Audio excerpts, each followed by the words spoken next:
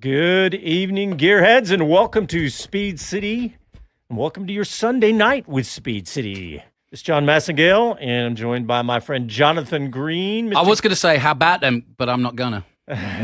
Because there's no how about them. No, it's not. We're not talking football tonight. We are done with How football. about them Cowboys? Yeah, baby. Hey, 500. We'll get there. Oh, if that's your goal, then I'm sorry. That's just, it's not a big goal, no. Yeah. All right. We also, Bob Varsha's joined us from his penthouse in the sky in Atlanta. Bob, how are you, buddy? I wish. Yeah, I'm doing great, guys. It's a beautiful weekend here. Big concert going on down the street in our biggest park, Piedmont Park. And although we got a it's little one old of concert those going too. supremely boring weekends between races, hopefully the action will pick up as we get set to go to Austin. Yeah. We're getting very excited about that. And speaking of the Formula One United States Grand Prix, we have a very special guest tonight to help us get ready for the United States Grand Prix. We want to rev up. I'll rev up. Yeah, if you like. exactly. We want to welcome to the show former Haas F1 team principal and star of Netflix Drive to Survive and the F1 movie, Geunther Steiner. Geunther, welcome back to Speed City. Hello, guys, and thanks for having me.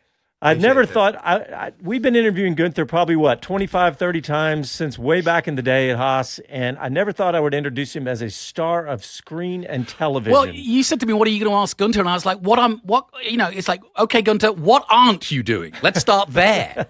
Because you're coming to Austin, right? Yeah, I'm coming to Austin. I'm coming on Saturday, yeah. And it's not right. for Formula I'm One, but it also kind of to is. Huh? It's not for Formula One, but it kind of is. Yeah. No, I'm coming to Austin, and I'm also there on Sunday night. As you all know, we have got a show with 1 Hours with my two friends, Matt and Brian. At 9 o'clock in the Paramount. We are having a show there after the race. Very strange, after the race, but people love it. Well, so Geunther, they're doing it. That's the Paramount Theater where you're having that show is a fantastic venue here in Austin. It's one of those iconic venues. Been around for 100 years. Fantastic venue. Yeah, you'll love it. It's really fun. We'll talk. It's actually quite cozy. Yeah, it is. It's a cozy little spot, but it's got it's one of those old theaters. It's got multiple levels. But Geunther, talk about what you guys are going to do on that show. I mean, it's just an extension of our podcast, the 1 Hours podcast, with Matt and Brian. And we are just doing, they come up always with some stuff. They always surprise me, these two guys, what they have to ask me and what they have to talk about. But I'm pretty sure after the Austin race, we will have a lot to talk about, only about that one, because Austin is normally a good race, And, if people have been there, it's always good to have a good debrief after it, and with a little bit of fun involved as well, as we always give to the people, a little bit controversial as well, we never are shy about that one. Well, listen, we've got so much to talk about leading up to Formula One. Let's get straight to it. We want to get you've been quite vociferous, as you always are, in the press about people like Horner and McLaren and so on. But what do you think is going to happen as an ex-team principal to Mr.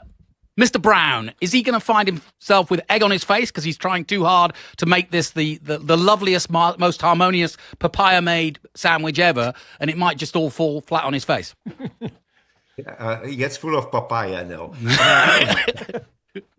But it's a tough one, isn't it? Yeah, it's a tough one. But first of all, we have to start with the good things. I mean, Zach, what he put in place there is fantastic. They won 2 Manufacturers' World Championships. And I just feel like last year, I would say it would have been difficult to win the Drivers' Championship, but there was a chance and they didn't react to it. But this year, as you say, there is a risk because the Red Bull has gone faster, the Mercedes is going faster. The Mercedes is not in the race for the championship, but the Mercedes can take points away from the McLaren drivers, because if Verstappen is going to win and the Mercedes takes away points from the McLaren drivers, in the end, the most important for a team is the Constructors' World Championship, but you want the drivers as well. I mean, you want it for the team. You want it for the hundreds of people working there. It's a cool thing to have. So my opinion is, why take a risk? I mean, that is my opinion. And obviously, I cannot assess how much risk Zach is prepared to take, or how much he knows. I don't know. But at this moment, I would say I want to win this championship, and I need to make a decision, because even if the papaya rules still keep on going and we try to be fair, it will not end up fair, because they will start to fight between each other, because one of the two will want to. I mean, both of them want to win it, and then you do something. Normally, what the driver is doing, he's hurting the other driver, or they hurt each other because they both want to win. So at some stage, you need to interfere, and for me, I would just do it to make sure we win this driver championship. That's the aim now, and obviously, normally the driver which is in front in the championship gets. I mean, it's a logic thing to do, to get it to the drivers which is in front, because he has got an advantage, and he got there with an advantage, and because of the driving. So that's what I would say. Support Oscar Piastri. That's what I would be doing. Yeah, I want to bring Bob in here. You've been quoted. Go ahead. Okay, Guenther, you've been quoted as saying you can easily see collisions between the two McLaren drivers going forward. I would assume that's if they don't put in place the rules you were just talking about. As a former team principal yourself, when would be the appropriate time to do that? Do you wait until they collide again, if in fact that happens, or do you lay down the law now with a handful of races still to go? I personally would lay it down now, because, as I said, the risk is getting higher with Mercedes and Red Bull getting faster. And we saw what happened in Canada. Lando made an attack, which there was clearly no space to do it. And they got away lucky. Oh, Lando didn't get away lucky, but Oscar got away lucky without a puncture. He ran into him, And if this is happening, all of a sudden, if Verstappen scores 25 points and they take themselves out, the gap is getting small, and maybe it's too late to make the call. And I'm in the opinion, you cannot keep it peaceful anyway. You saw also the reaction of Oscar after the last race. So something is brewing, and at some stage, and I'm just saying it, and I respect Zach, he's a friend, I respect him a lot, his decisions, and I'm just talking, I would be getting scared of losing the championship, and I would be getting scared of my team losing faith in me if I don't make the decision. Yeah. Meanwhile, Zach Brown is in court in London trying to get $20 million back from IndyCar star Alex Palou, who at one time had signed some kind of a contract with McLaren. That's got to be a huge distraction for Zach. Yeah, absolutely. But what Zach has got to his advantage, he has got Andreas Stella as a team principal, and Andreas pretty well. But obviously, if Zach would say to Andrea, sort this out, this is how we should be doing it, Andrea would take care of it. It doesn't need Zach, and then Zach can focus on the 20 mil in London. Yeah, and that's a lot of money. No question. It's a lot of money for anyone, so. I got to ask you, tell us what you are up to. You're doing the podcast. Are you doing anything for Formula One this weekend? Are you meeting anybody? Because you've got a business that is connected to Formula One still. And I want to talk also about your new venture in MotoGP.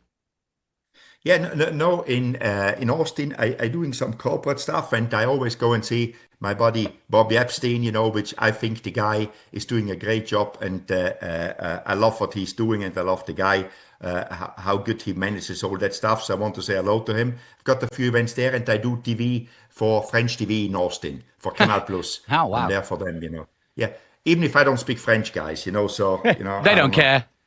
Yeah, it's okay. I'm going to Mexico and I don't speak much Spanish, so there you go. Are you doing TV for the Mexicans?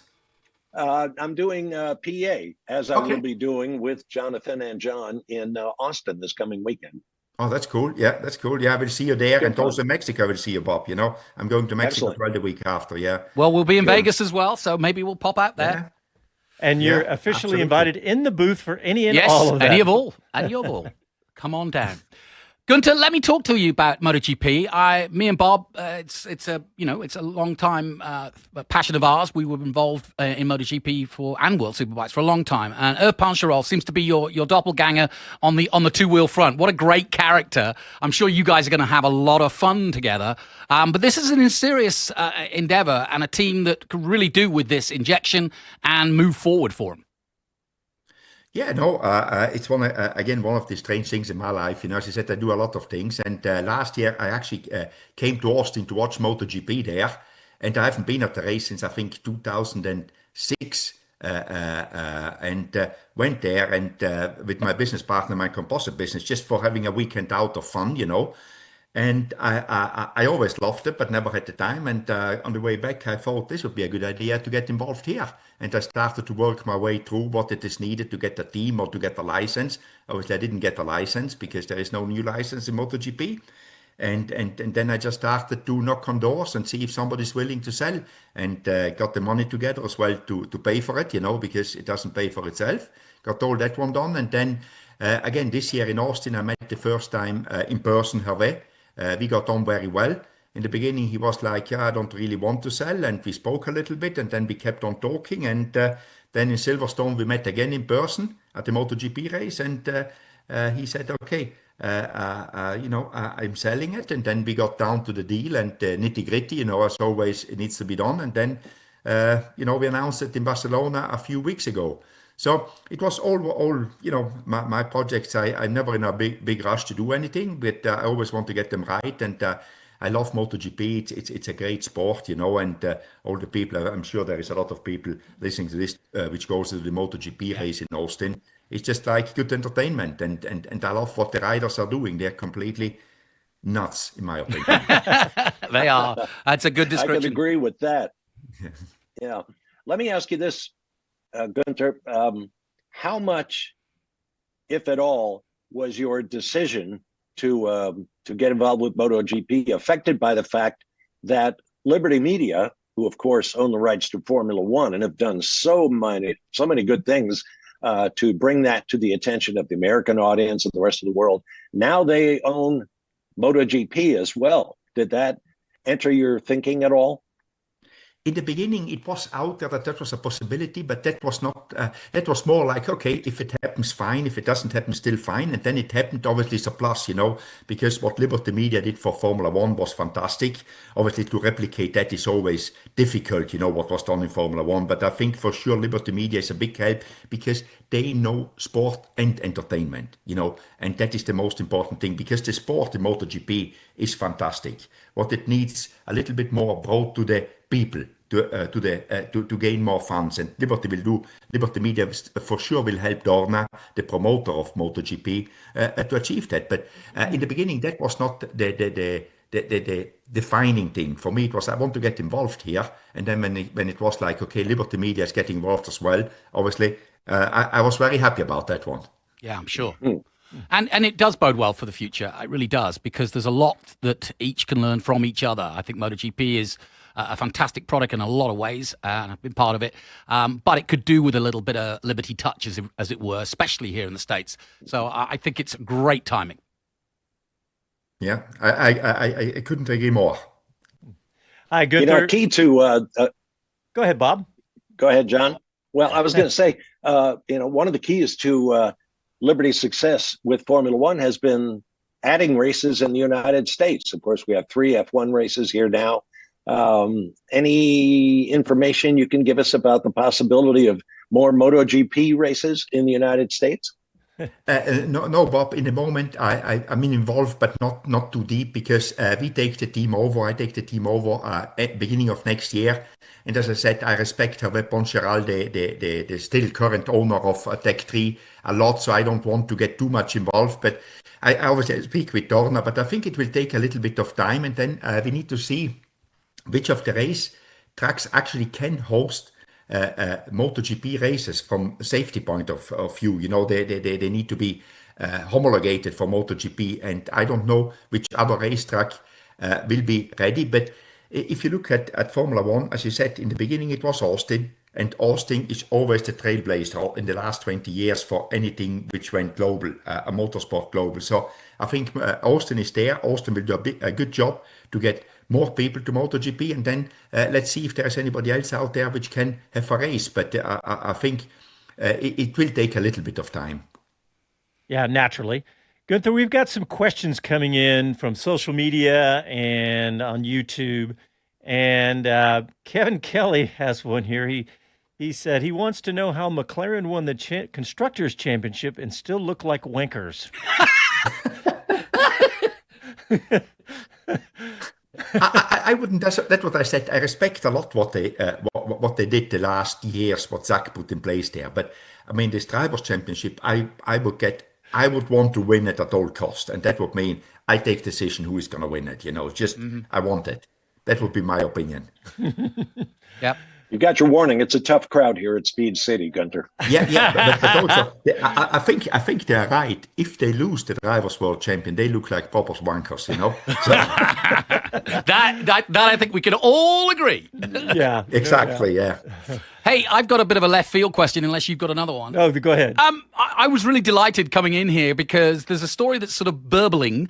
In fact, we've got a guest in the F4 champion from the US here as well, Cooper Shipman. But he's looking to go to New Zealand. But we also have just had the announcement that a two-time world rally champion, and of course you were a rally man, is now going to take the idea at 25 of trying to get into single-seaters. In your mind, has that ever happened? I'm talking about Kalle Rovanperä, a two-time world champion from Finland, and he says he wants to go all the way in single-seaters to the point where he's signed up to do Super Formula next year and may well be in New Zealand for the FRECA Championship. What do you think? It's tough, but I met Kalle 2 years ago in Abu Dhabi. A cool guy, a cool dude. Yeah. I mean, the guy's just out there. At 25, I think he's at the edge, but what I admire, he takes the risk. You're a world champion in rallying, and you do something where you take a big risk, which can go completely wrong, and he just takes it. He wants to do it. It's always very difficult because at 25, he needs at least, until he gets a super license, he needs at least 2 years, but 2 good years. It's very difficult to achieve, and he never, as far as I know, he never was in single seaters because he grew up rallying because his father, I know his father pretty well, Harry Rovanperä, was a rally driver, a very good one actually, as well. But I think he takes a big risk, but it's a very interesting thing to watch because I think he has got a chance because the guy is very talented. The guy has got just a good feel in the car, So hopefully he's get a little bit lucky, is in the right car in Super Formula. But should he go to F2, you need to always be in the right place, You cannot just do it on talent. You need to have a lot of talented people around you. And I hope he gets to the right team. He has got the support, I think, from Toyota and from Red Bull. So everything seems to be right. He just needs a little bit the stars to align, and then he maybe can do it. It's still a maybe. It's still not a given. Jonathan was so excited when you said that because I was like, I don't know, this is going to be tough. He's 25. He's trying to, and Jonathan was punching the air when you said well, it. because it's a great, yeah, okay, I do too. It's a great story. I know Guenther will back me up here. I think the only person who's attempted this in terms of swapping, obviously we've seen Kubica and we've seen Valle and Valentino Rossi come to rally, but the only one I can think of, Guenther, would you agree? Stig Blomqvist did it to touring cars, didn't he?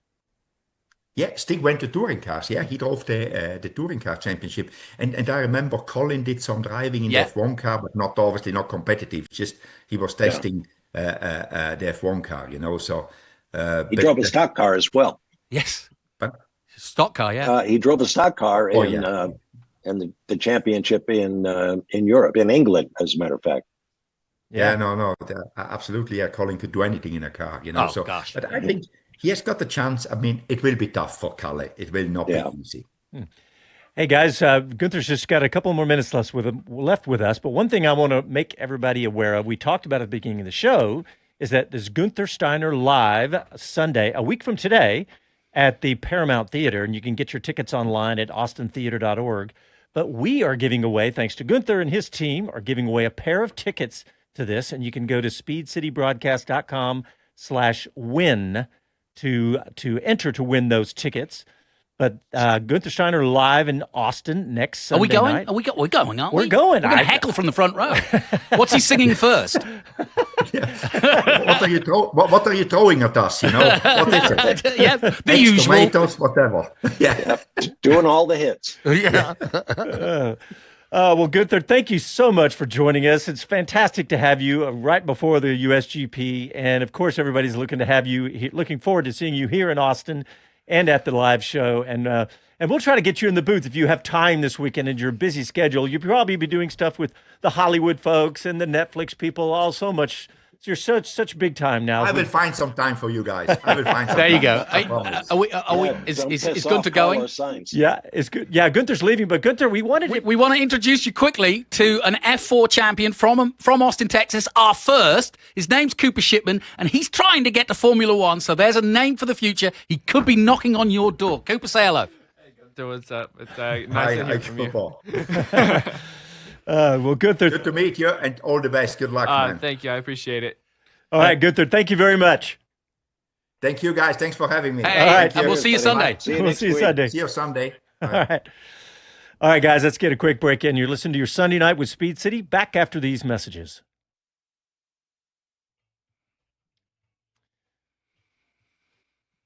Couldn't resist it.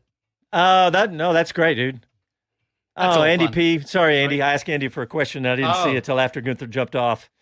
He said thoughts on how Cadillac has gotten their operation up and running and how that compares and Yes. differs from Haas. Yep, That's a question. great question. Yep. Andy, we'll ask that question over the We'll weekend. talk to a Cadillac future driver. That's right. Hopefully, That's right. For the new hopefully. Cadillac F1 driver for 2027. Petit Le Cooper. Mans walked it. I know. Well, didn't walk it, but Well, I didn't watch any of it because my son's car crashed out in the very first lap. And First lap. it was ugly. It was ugly. And by the way, my son told me that car was. He said that the passenger, if there had been a passenger in that car, would have been curtains. toast Mm-hmm. because it was bad. It was a head-on collision. Ooh. It was Was ugly. was it driver on the right or the left in that car? The driver's on the left, so Okay. I think. Yeah, another car coming down the dip up through the S's to turn 5 spun and was facing in the wrong direction. And whoever was in the Oh, coming back. I want to call it John Sun's team.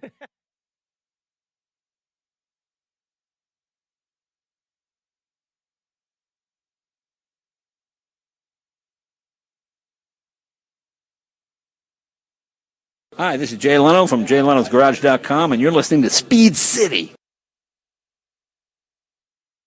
Welcome back to the fastest hour in radio, Speed City. All right, welcome back to your Sunday night with Speed City. We sort of introduced him in the last segment, but we're going to give him a proper introduction because Cooper Shipman, from about a few blocks away here in Austin, Texas, the new champion of the U.S. F4 championship, is with us tonight. And he's here to celebrate that championship, but he's also here to celebrate 9 consecutive wins in the U.S. F4 championship, beating the old records held by Cameron Dass. not only Cameron Dass, but Kyle Kirkwood. So, Cooper, welcome to the show, back to the show, I should say, and congratulations on both those accomplishments. Amazing. No, thank you guys. It's good to be back. I think the last time I was in here, I couldn't remember if I had won my first race yet or if I was just getting started after my first 2. But yeah, No, you just swept. Obviously- You just swept Mid-Ohio. Yeah. So obviously, coming on here was the right thing to do because since I came here, everything's taken Absolutely. off. So Why do you think Guenther comes on? I know, maybe Guenther's just, he's been smart. So no, as long as I got to come back here before the start of next year in Formula Regional and keep that good mojo going. But yeah, great to be back and looking forward to the race this weekend. Let me tell the audience my excitement of this because Cooper's heard it from me and he's fed up of hearing about it. But since 2012, since Alonso came out of that last turn at turn 20, the first ever lap turned here, I was there, I cried, and I said to you, we need an American. We have the circuit, we have the license, i.e. through Formula One, but we need an American. Is it going to be Rossi? No. What's Caterham? Is it going to be Sargent? No. Right. And it may not be Cooper, but he has all the skills, age right, appropriate, and he's killing it, or killed it. And he's going up the ladder, the FIA ladder, which is not as well spoken about as the Road to Indy. He knows that well, and I don't want to talk for him. But the point is, we finally have an Austinite on the ladder to either the Indy 500 or Formula One. Would you agree? Yeah, that's you. I mean, you said that perfectly. Yeah.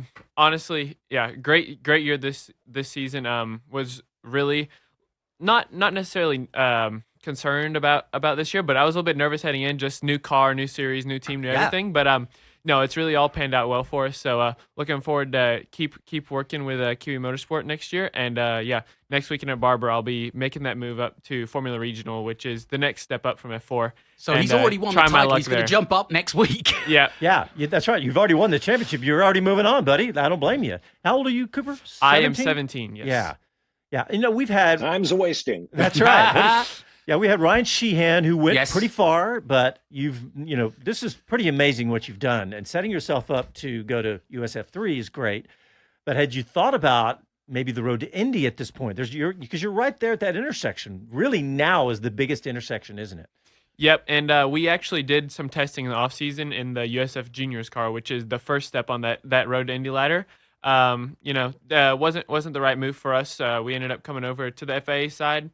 And that's paid off for us this year, at least so far. So, yeah, I mean, both of the series offer their own strengths, their own weaknesses, but both are really good for advancing young talent in American motorsports, and have drawn a bunch of talent from abroad. So, I think both series, the competition level's high. It's just about going out there and performing. But you know what? Right now, we're looking at Colton Herta doing something. Yeah. You almost think like if you split, you're done, right? If you're not going to go up Formula One from the beginning, you're done. But now, it's different. That's right. It's a little different. And, obviously Herta has a long way to go to get there, but he's got the path, paved for him.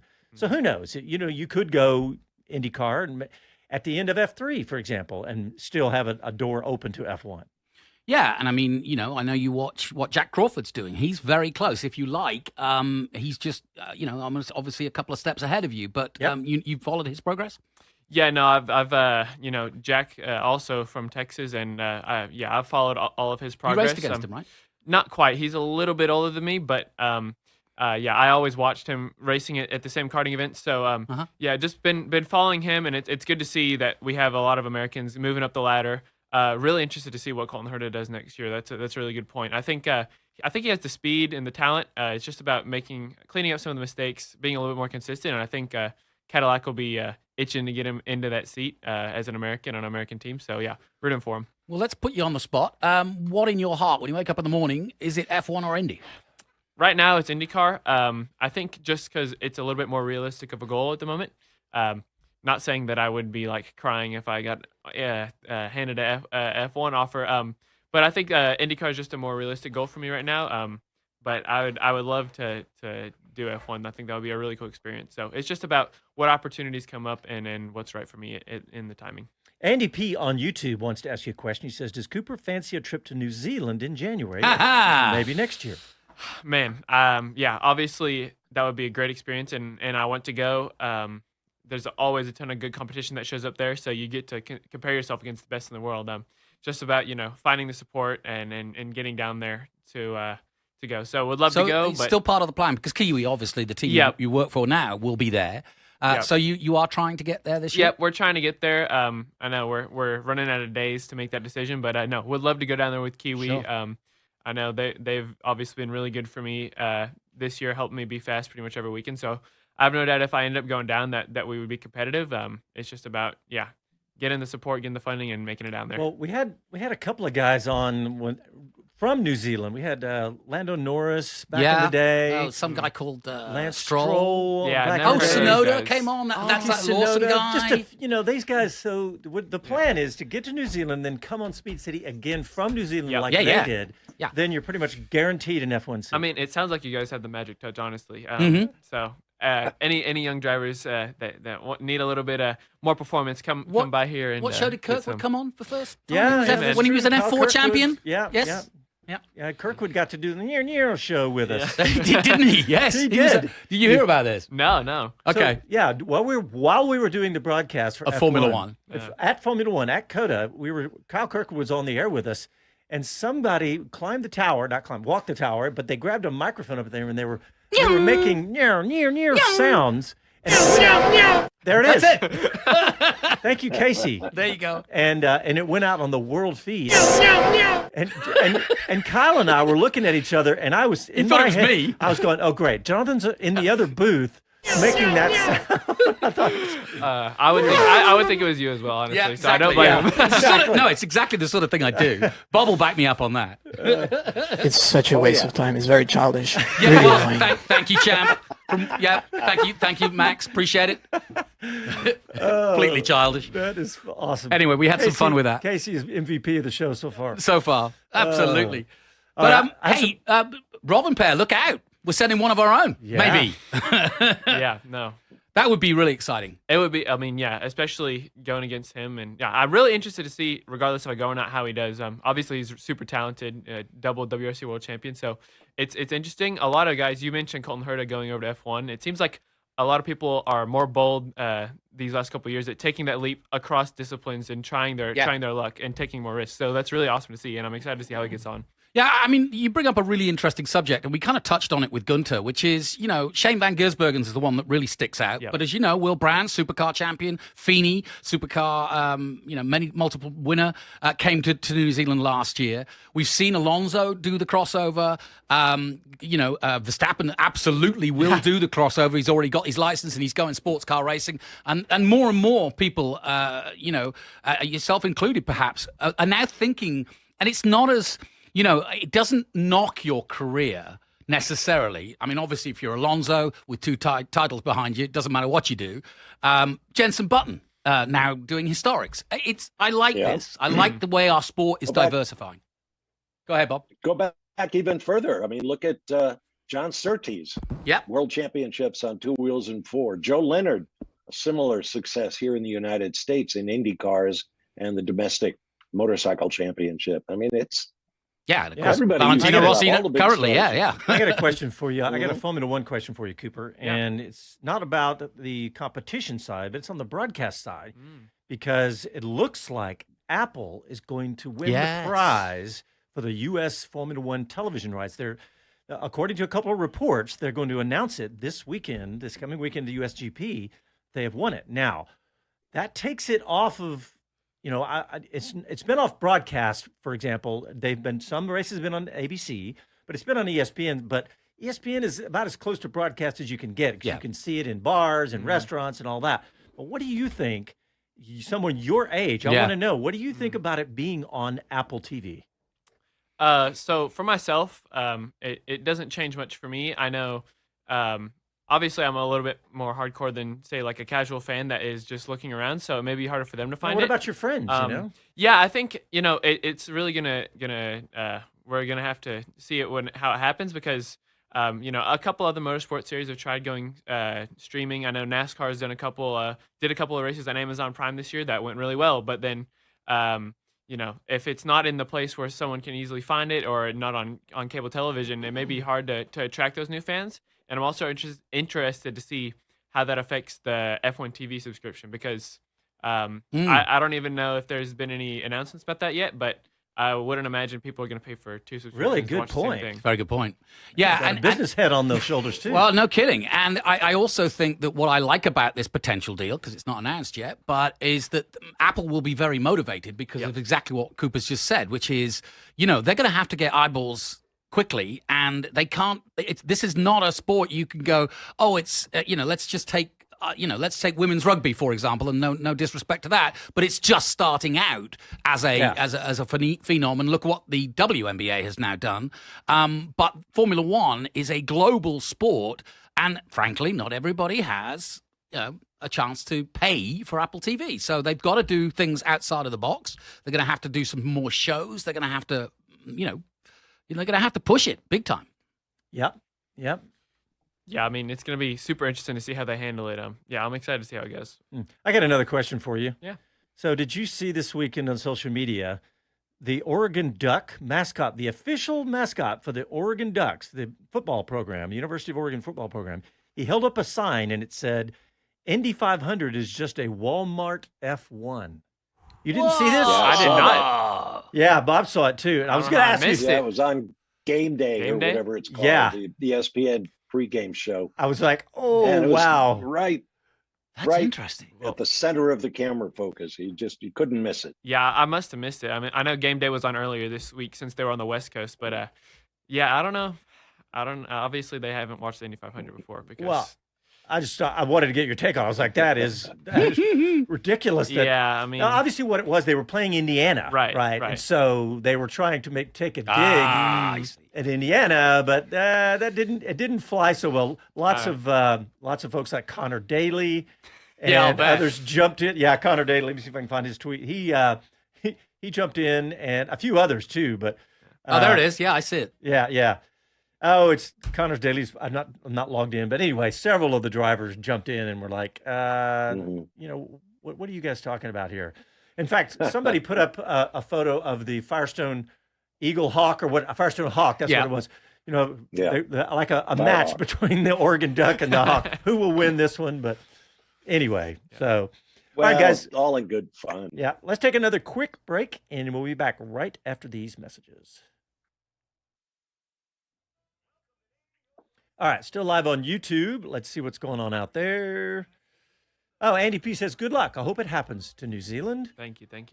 Let's see. Mike Bowles says, is this going to be good for the USA audience or fixed income senior citizens? Yeah, it's a good question. That's the question. I have a feeling this has been well researched but that's the first time I've heard anybody say that about F1 TV. Yeah, I wasn't thinking that until you were talking about it. I'm like, well, it'll be interesting because obviously F1 TV's been pretty successful. Very good, yeah. They haven't had any, and they've invested issues. in it. Yeah, they haven't had any issues getting people to pay for that. So it'll be interesting to see if they both stay up and running, or if maybe they diversify the product a little bit more. But go ahead, Paul. When they were discussing the negotiations, F1 made it clear that they were asking for more than just a broadcast, more than just streaming. They want, real creative people put to work to go beyond what already exists. Here we go. And so I expect they will.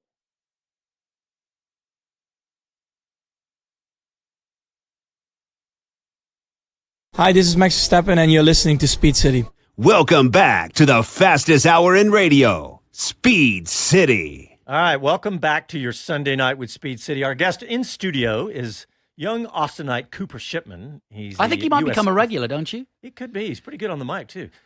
He just won the F4 championship. No big deal. Just won 9 in a row. 9 in a row. Yeah. Broke Kyle Kirkwood and Kevin He ran out of record. fingers, basically. Yeah. Every time he got out of the car, he was like, nah. Let's see. I wanted to run another one by you, Cooper. Actually, Bob, I want to go to something you brought in to the conversation in the show doc, where you talked about wives and girlfriends on the last broadcast. Oh, yeah. There was a whole. Did you happen to see this, Cooper, on social Carlos media? Sainz has stirred this one up. Yeah. I heard the complaints on social media about it. So obviously, it seems like everybody these days, or all the sports people, like to pan to the audience and the families more and more. So it goes back many, many years ago. And I blame IndyCar when wives and girlfriends were routinely up on the on the war wagons, and that was great for TV because directors were always looking for reaction shots, and of course wives and girlfriends are always worried about their men in the race cars out there. So there's a lot of tissue twisting and all that kind of thing. I can remember specifically Emerson Fittipaldi's then wife Teresa. Scott Dixon's wife, Michael Andretti's wife at the time, came. In fact, that created a controversy in Formula One because his wife at the time came over with Michael, and she fully expected, having come from the IndyCar crowd, that she was going to be up there with the 6 or 7 team representatives, engineers, what have you, on the wall. Yeah. And of course, that was in McLaren days with Ron Dennis, and he about went nuts. So I could imagine. Yeah. they actually hired a guy and assigned him to take Michael's wife, whose name was Sandy, and keep her busy. Take her downtown, go shopping, have lunch, do whatever you got to do. Just don't let her come here and try to get up on the pit wall. Wow. How times have changed. Bob, I didn't know where you were going changed, but when you said tissue twisting. I thought you were talking about skin tissue, and then I went to something. She's Anyway, crying. Hey, Bob, I've got a little rebuttal what is for this? you. Go on. ER or something? What are we talking about? Well, anyway, Go ahead. I have a rebuttal to that, and it was actually really good, done by Planet F1. and they did a complete breakdown of the broadcast, and they broke down every Yeah. single cut, and they went through, they have them all listed on their website. And it turns out that of the 24, let me put it this way: after all the cuts, it only featured 20 seconds of an hour and 44 minutes was taken up by wives and girlfriends. In fact, they said it seemed like more obviously to all of us, because when I saw these complaints, I thought the same thing. But of the 27 clear cuts, 13 were replays of action, 11 included shots of key race personnel, 2 were shots of the grandstands, and only 2 featured driver girlfriends, and 1 featured a driver's family. But After all of that, Yeah, but the reason it became a story, sorry, Bob, the reason it became a story is that Carlos Sainz, quite rightly, was pointing out he'd had an amazing ride from the back to 10th. the timing of them. And Alonso had an amazing last lap, and we didn't see any of that. We didn't see Hamilton That's breaking right. the rules, and that would have been a great drama at the end to see Hamilton with no brakes trying to stay on I know track. that was pitiful. Yeah. And so I think that's why the that came. announcers kept talking about it. I know. Yeah, they kept saying, Hamilton's got no brakes. Is he going to be caught by Fernando Alonso? It's getting closer and closer. So, yeah, it's not about the wives and girlfriends. It's about those cutaway shots and poor shot selection by the television truck. They need to know those battles are going on, and we'd all like to see them. That brings me to a question to Cooper. You're in an era now, and we're working together on a few projects, and social media. What's your mindset? Because it's now, whether you like it or not, if you're in the public eye, social media is key. Right. If you're a professional, as you plan to be in racing, it's going to be on you. The limelight's going to be on you. How do you balance it? Do you see it as a negative or a positive? I think it can be whatever you let it to be. I know, like, when Lando Norris first went in F1, and he was all on the Twitch streams every day. And he was really into the social media. And then I think he got, I don't know if it was himself making the decision, but I think he got a lot of outside pressure from fans and experts that were saying, "Oh, you're too focused on the social media. Like you're getting beat by your teammate pretty convincingly." And after that, he kind of shut it down, and I mean, it's worked for him so far. So I think social media, it's great to like let people know who you are and what you're doing. As long as you don't let it impact your performance on the track, I don't think it's too big of a downside. It's like a gun or a knife. It's a tool, but it can be a dangerous tool. Yeah. In other words, if used wrongly. And I don't want to get political in any way, but it's just it's that important now in all of our lives. Yep. Hey, Johnny Green, you put in a couple stories here that I want to talk about. Toto Wolff. Christian Horner said his return hinges on a Toto Wolff-like control. And I read that headline and knew exactly what that meant. Actually, if we'd had Guenther on, but Guenther's a good example, but even though he's going 2 wheels, I do think it would be great to get his opinion, because Guenther's opinion on Christian is also the same, which is he doesn't think that Christian will come back to Formula One unless, or he shouldn't come back unless he's got a Toto-like buy-in, which actually, when you look at what he's done control. When you look at what he's done in MotoGP, that's what Guenther has done. He's part of a consortium of 20 million. Okay. But as he said, when I take over, so he may not be the principal of the team, and Herv's going to look after, Poncharal's going to look after the young talent, but the bottom line is the face of that team will be Guenther Steiner.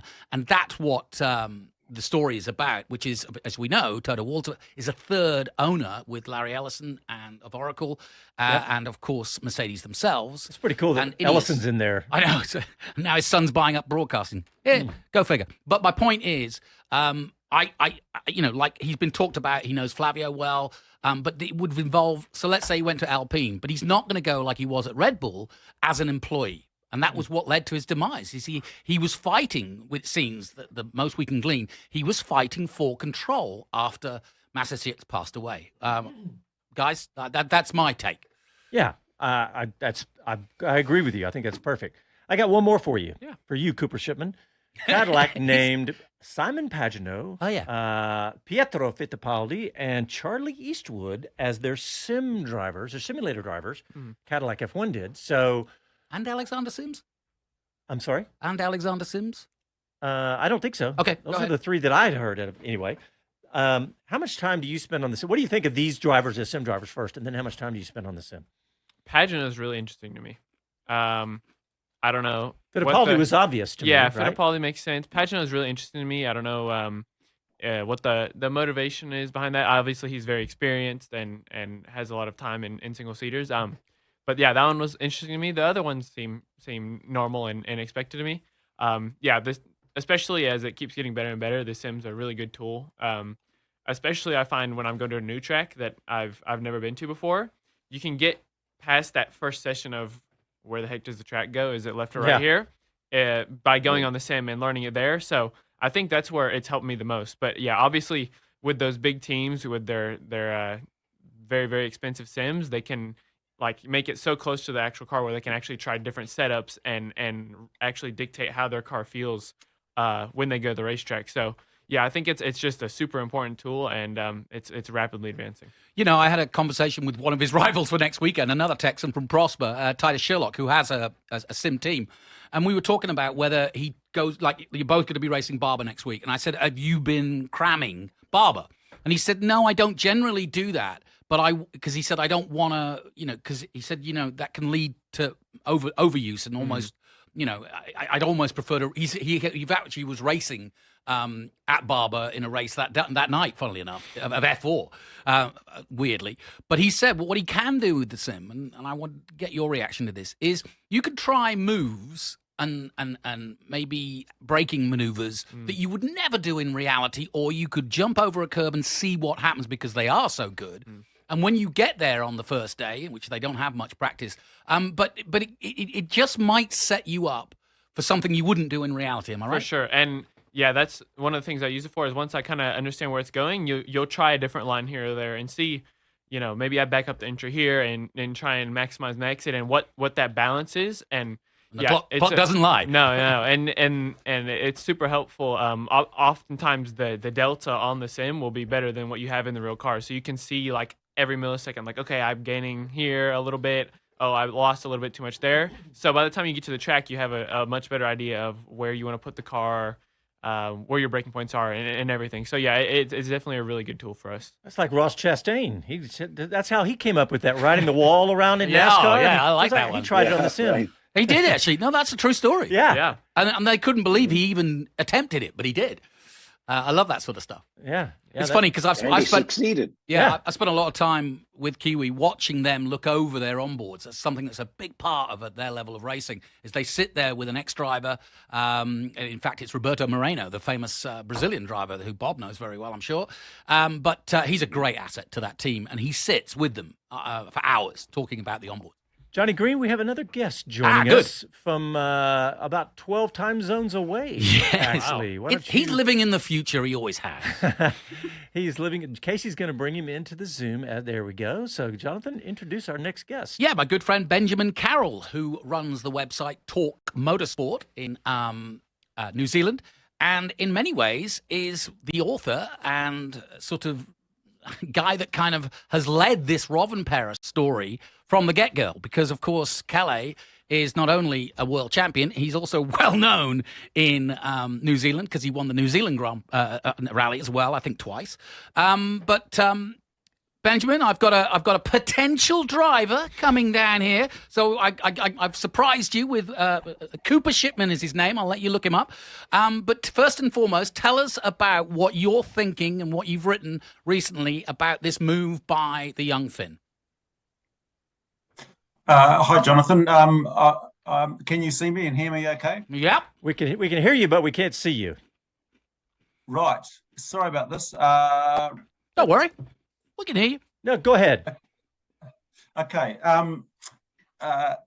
So you remember when you were young and you used to get, well, in New Zealand, we'd have books with lots of dots and you'd have to join the dots up and Yes. you'd get a picture. Yes. And there's been a lot of dots here that I've joined up, and with my knowledge and history on the Toyota Formula Regional Oceania series, I'm really confident that Rovanpera is going to come down to New Zealand for the summer. So he's declared he's going to switch from rallying to single seaters. He's going to do the Japanese Super Formula next year, and which incidentally, Nick Cassidy was the last non-Japanese winner in 2019, Kiwi lad. He's got the backing of Toyota Gazoo Racing. So it's just logical that you're going to do some sort of, well, what they'd call a winter series. For us, it's a summer series. And of course, he's going to do it with a Toyota-backed series, and that's what we have in New Zealand. The beauty of our series is this year it will be 4 rounds on consecutive weekends, 15 races over 4 rounds. So you're not down under for very long, but you've got a hell of a lot of racing and testing and practice which will give them valuable experience. It's an FIA-backed series as well. It's got good history. It's been going for 20 years. At the moment, you've got Lando Norris, who came into the series and won it. You've got Lance Stroll, Yuki Tsunoda, and of course our Kiwi driver Liam Lawson. They've all done. 3 of them out of those 4 have won it. Yeah. And then you've also got it's been reported that Kelly Rivera is was doing sim testing with Hi-Tech, both this year and next year. And who confirmed that they're going to have a 3-car team in the Toyota Formula Regional Series this year? But Hi-Tech confirmed that back in July. So put all these dots together, and I'm pretty confident that we will see him here this summer. That's amazing, and that's a great story, and one that I want to follow through, because obviously the boys of Formula One and the Haas partnered Toyota team, or partnered with Toyota, will be here. So if I get a chance, I will certainly be going to Io Komatsu and asking if that is something that is of interest. And I'm sure he won't be too committed on it yet. It's early days. We just had Geunther Steiner on the show, Ben, and he said, and that was the quote I was excited about, that he thinks he's got a chance. He really does. And he knows his rally, and he certainly knows his Formula One. Exactly. Well, that's good to hear. What do you think in terms of, like I said, we've got Cooper Shipman here. Funnily enough, we've got 2 Texans because we've got Titus Sherlock, who went down to New Zealand last year. He's leading the FR Championship. We've got the current F4 champion. Oh, there you are. We've got the current F4 champion here with us today. We are finally here in the States starting to churn out, and I hate to use that word, but we are starting to create real world beater single-seater drivers, and it's not happened for a long time here, certainly on the FIA side. And New Zealand's not a bad place to come to for some price competitive racing and a very intense amount of racing and testing in a very short period of time. We've had a lot of we've got the current F1 drivers. We've also got a number of other F1 drivers that have been down and down to the series. We've got a lot of drivers in GT racing. Marcus Armstrong, the Indy cars. He's been down. He's raced. Well, he's a homeboy anyway, a Kiwi, and he's raced over a couple of seasons up against Liam Lawson also. So it's as you know, Jonathan, there's a lot of value to come down, and we've seen a lot of FR and F4 drivers coming down from the States, often via Kiwi Motorsports. It's been fantastic. Bob, you got anything? I've got loads of questions. Go for it. Okay. Well, the big one to me is, who's the next big Kiwi star? When I think of countries that produce an inordinate amount of it's nuts. Really, really world-beating drivers, you think of Denmark and places like that, but I think New Zealand certainly has produced more than its share. Who's the next guy we should be looking for? Brilliant question, Bob. We got about a minute left, Ben. Okay. Louis Sharp. Yep. Louis Sharp competed in FIA F3 this year with Roden Motorsport. Bit of an average year. He's won GP4, GP3. But of those that was first year... That's average? Well, no, he's had an average season. He's had an average season in FIA F3. He's coming back for the Toyota FR Series, so he'll be up against Roman Pera and some other names that we're expecting to be announced. So, keep an eye on Louis Sharp. He'll be back in F3 with Prema Racing this year, in 2026. Benjamin Carroll, thank you very much for coming on. Thanks, Ben. Get us up to speed on everything. And yeah, we appreciate You're it. most welcome. All right. All right. Thank you. Thanks, All right. Ben. Talk to you soon. Thanks, Ben. All right, So- guys, we are just about out of time. I just wanted a little bit of time because we are going to be on the microphones out at COTA. And I'll go ahead and drop the news here right now because if you're listening now, let's see who's still on YouTube.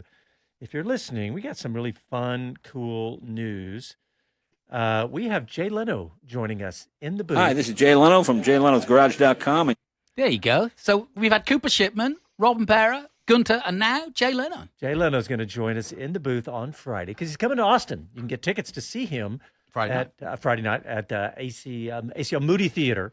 Friday night. That's a big That's a big deal. auditorium, yeah. Yeah, if we go to all these different shows, we're going to be exhausted. We're not going to have time to do any actual prep for the shows. But he's going to come in the booth, right? But he's coming in the booth. That's right. He's coming in the booth. Let's get it. Let's see what knowledge he's got. Yeah, and we'll be on the microphones all weekend. Go to our website, speedcitybroadcast.com, to find out the schedule. We'll be broadcasting on national radio and on a local station. So check it out on our website. Thanks for tuning in, everybody. Talk to you soon. Happy trails.